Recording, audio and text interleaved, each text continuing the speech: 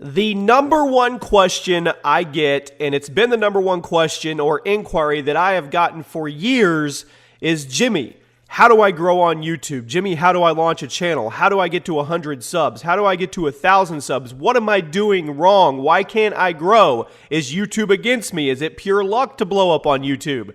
These are the type of questions that I get tweeted at and in the comment section and in my email all of the time. So I thought I would put together a video to help you guys get started on your YouTube path if this is something that you have decided to do. And no, there is no special formula in here that you're going to shoot up and have PewDiePie numbers, but I am going to give you some insight, some steps, and some thoughts that maybe some of these other videos that have done this didn't quite touch on. And as we get started, in the comment section, let me know what your channel is all about. As this video goes out, I will be spending some time checking the channels that people put in the comment sections as well. I'm always looking for a cool new channel to watch. And so I present to you 10 steps on how to get to 1,000 subscribers on YouTube. Step number 1.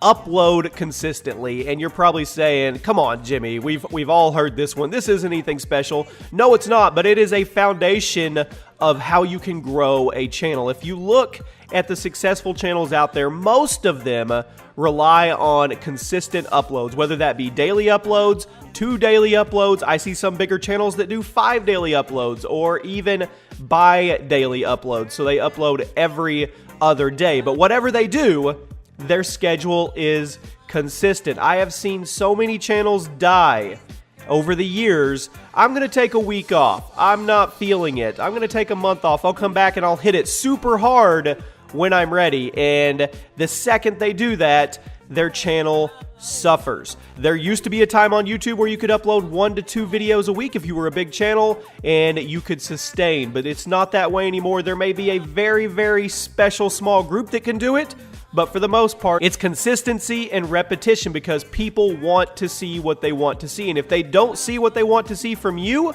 they will go find it somewhere else because there are a million other channels in line ready to hand them content if you aren't. Step number 2, and this is going to sound kind of off for a second, but hear me out on this.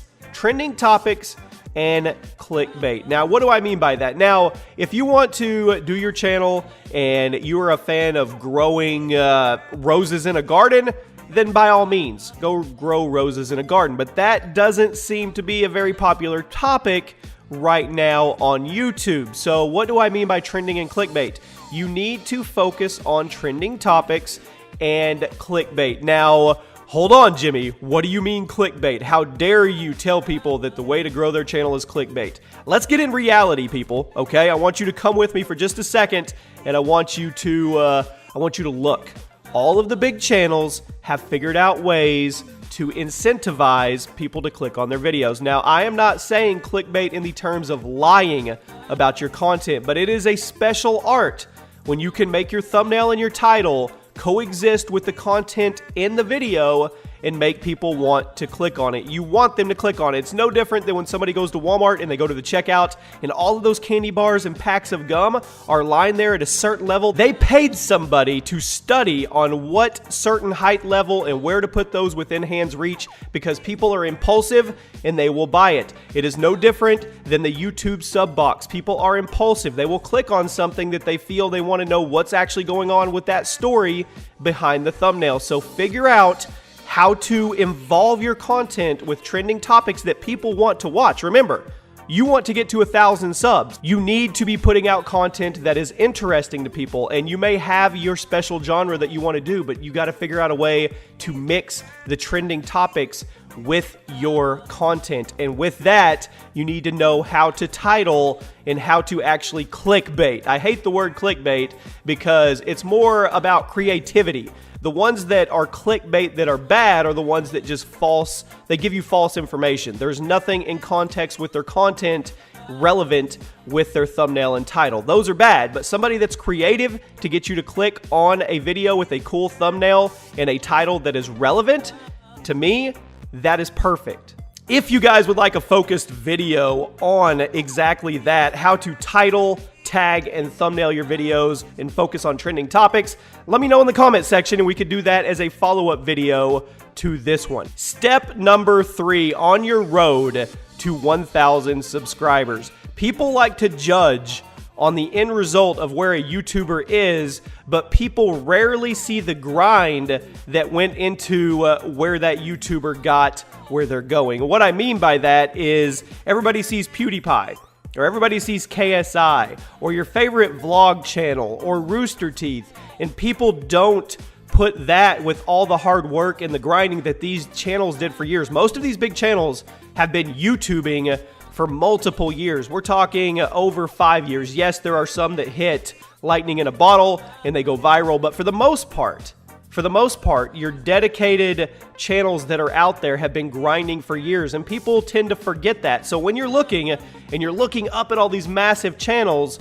don't let it deter you. Don't let it bring you down. Remember, they were where you are at one point in their career. That is big. Mental focus is a huge part of this. You have to have clarity and you have to have consistency and not let anything affect you or bother you. All you can focus on is your reality, your little bubble of what you're doing with your YouTube. You can't judge you versus somebody else. Step number 4, and this goes without saying, everybody knows this, but I have to put it in there just in case there is somebody that isn't aware of it. Equipment. You have to have decent quality for your videos. We are past the stage of 480p, people, and I know most everybody knows that, but I still go on YouTube, I still browse, and I still see people uploading content like that. And you can get decent quality even with a cell phone camera now. So equipment, and I understand equipment is expensive, so do it in baby steps with what you need, but get the base equipment, research, and once again, I could do another video and help you guys out with that if you wanted to as well.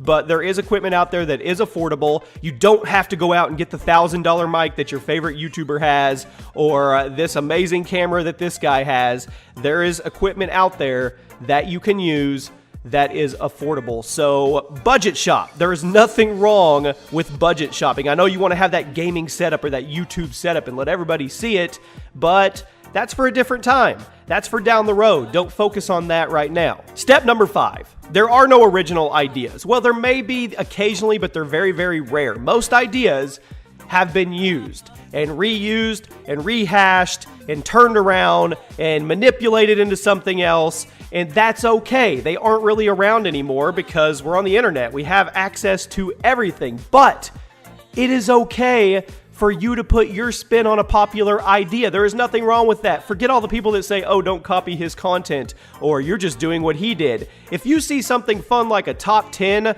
or a series or a vlogging channel, or hell, the trend right now is mailing yourself in a box. If you want to give it a try in your own spin, go for it.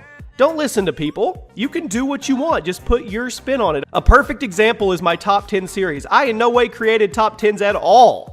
Wasn't even close to the first person, but what I did was put my spin on it and made it a community feel with Twitter. So that's how I've done my top 10s on Sundays. I involve Twitter, they get to be showcased in the top 10s, and that is my little spin on top 10s. You guys can do the same thing. There is nothing wrong with taking an idea and putting your spin on it. Step number 6, don't battle sub boxes during prime time. What I mean by that is there is a prime time for YouTube for most people. It's usually between 1 p.m. to about 4 to 5 p.m. depending on your time zone.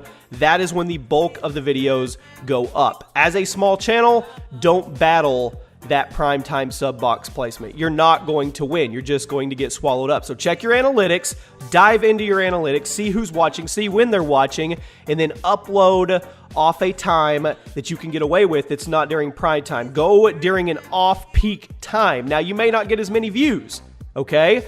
But you will be able to get out there a little more because you aren't saturated during the prime time that most of your bigger YouTubers are uploading. So I would suggest in the evening, or depending on your time zone in the morning, just try to work your way around the prime time of sub boxes, because you will get swallowed up, you'll get frustrated, and nobody will see your content. Step number 7, interact. And this goes without saying, but I'm going to say it anyway. Reply to comments, tweets, anything that you can do to show these people that are taking 5 minutes out of their day to engage with you in a busy, busy world where things are going fast.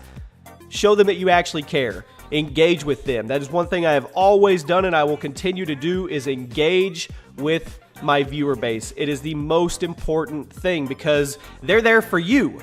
You need to be there for them as well. Step number 8, I want to post what I want to post. I've heard this numerous times. Well, I want to post what I want to post. I don't care what goes on. Well, there's two choices here. There's a fork in the road for you. If you want to go down the left path and post whatever you want to post, then by all means do it. You have free will choice and it's a free world and you can do that. But if you want to go down the path of growing your channel, you have to put that to the side. It can't be a I want to post what I want to post mentality. Yes, you can post what you're passionate about, but like I said earlier, it needs to be able to connect to trending topics that people are looking for and they have to want to click on it. So yes, post, if you like video games, post video games. If you like vlogs, post vlogs, but you need to make sure that those are intertwined with what people are actually searching on YouTube. Step number 9, thumbnails. Now we talked a little bit about it in step number 2 with trending topics, clickbaits, and titles, but thumbnails is by far the most important thing. You need to learn Photoshop, get somebody that can help you. You want to have eye-popping thumbnails because they are the first line of defense in getting somebody incentivized to click on your content. A lot of people don't even read titles anymore. They simply judge by the thumbnail. And it is, to me, the most important piece of getting somebody to go watch your videos. And once again, there's a fine line and an art to making a clickbait thumbnail that is also contextual to the content that you have in the video. So thumbnails, thumbnails, thumbnails. Focus on your thumbnails. Step number 10, the final step of this video, have realistic expectations on your growth. Do not start your channel and look at all the big channels and say, I want to be growing 5,000 subs a day and 500,000 views a day. I want to be there. If you focus on that, you'll never get there because you're focused on what they're doing instead of your little bubble and your reality. Focus on yourself. Focus on your expectations. If you start out and you get 10 subscribers the first week, try to get 20 subscribers the next week. If you get 50 views on a video for the first time, try to get 100 views on the next one. Baby steps your way up, and you'll find as you go, it'll start to snowball on its own, and it has nothing to do with you. It has to do with your body of work. Now, I'm going to give you guys 2 thoughts really quick. This is a long video, but think about this.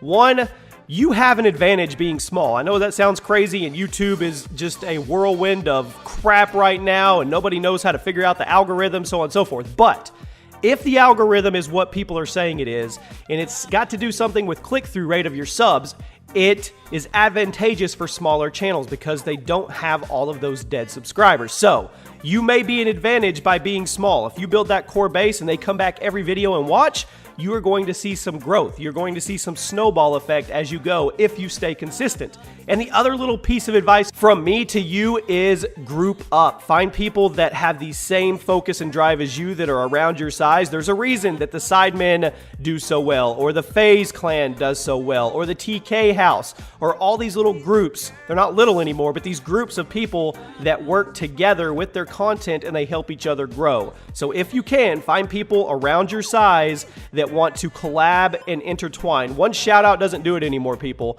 Not in 2017, but if you find some people that consistently want to produce content with you, you're at an advantage. And that is it, guys. 10 steps to help you get your first 1,000 subscribers in a week in 2017 on YouTube. I hope this was helpful. If it was, drop a like on the video. Tell me about your channel in the comment sections, and I will be checking them out as this video goes out. Hope you have a fantastic day, and I'll see you later.